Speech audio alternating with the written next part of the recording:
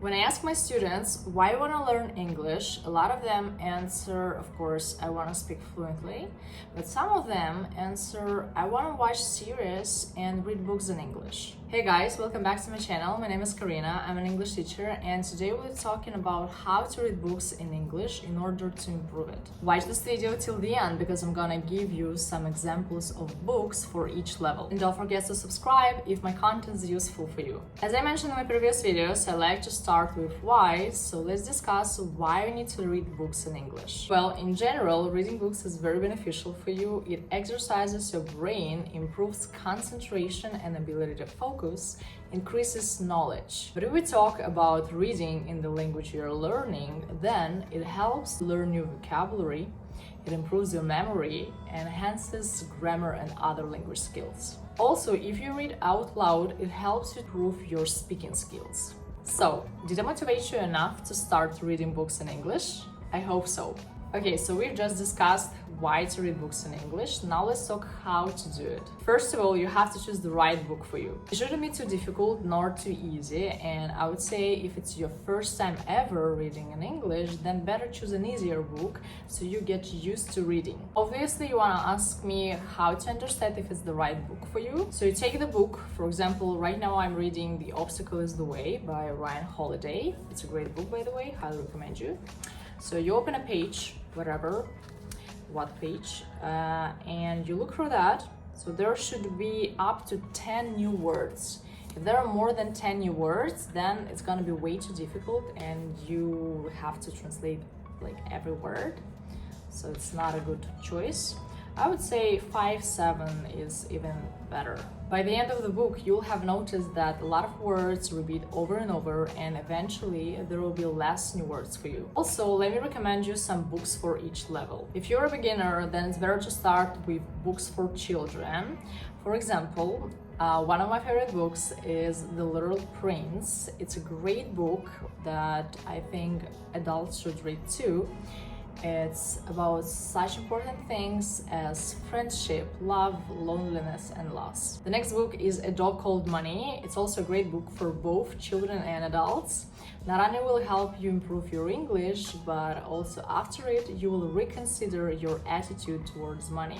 Highly recommend you. Next levels, pre-intermediate and intermediate, and here is a really great book, Eat That Frog. If you have been putting off learning English for a lot of time, then it's best to start with this book.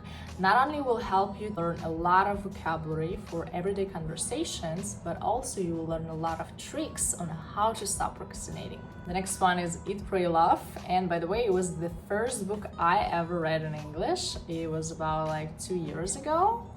And after that, like a few months ago, I had a pretty similar situation because I got divorced, I started traveling, I went to Thailand, well, instead of India, right? But I end up in Indonesia. I didn't find my love, but okay, it's not the topic of this video. So as you already understood, the author is describing her journey to Italy, India, and Indonesia. It's a pretty interesting book, really easy to read, so I highly recommend you. The next book is Atomic Habits, and I think everyone should read this because it's about how to build good habits, get rid of bad ones, and become 1% better every day. It will help you improve not only English, but also the quality of your life. Next levels, Upper, Intermediate, and Advanced. And here I would love to start with a beautiful book, Jane Eyre. A story about a not really easy life of a girl overcoming difficulties and also about love.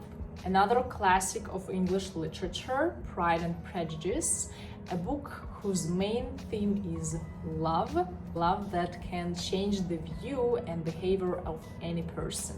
Very beautiful story. I also highly recommend you to read it. And of course, I would love to finish this list with my favorite book ever, The Count of Monte Cristo.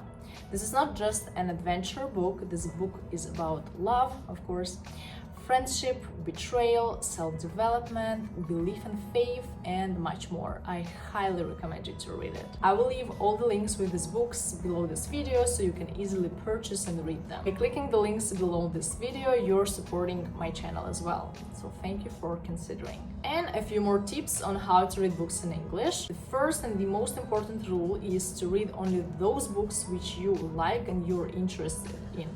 Even if it's a world bestseller and a lot of your friends have read this book 100 times, but you don't like it, so you don't force yourself to read this book. Or if, for example, you've started reading a book and then in the middle you realize that you no longer want to read it, then it's totally fine to just close it and choose another book. Second rule, it's better to read 1 page every day than 60 once in 6 months. Consistency is the key to succeed in everything. Next, if you see an unfamiliar word, then don't rush to translate it. Just underline it and read on. Try to understand the meaning of the word from the context, because if every time you'll stop and translate every single word you see, then you will soon get bored and stop reading. Better do this. When you've read the chapter, you go back to unfamiliar words and you write them down in a notebook.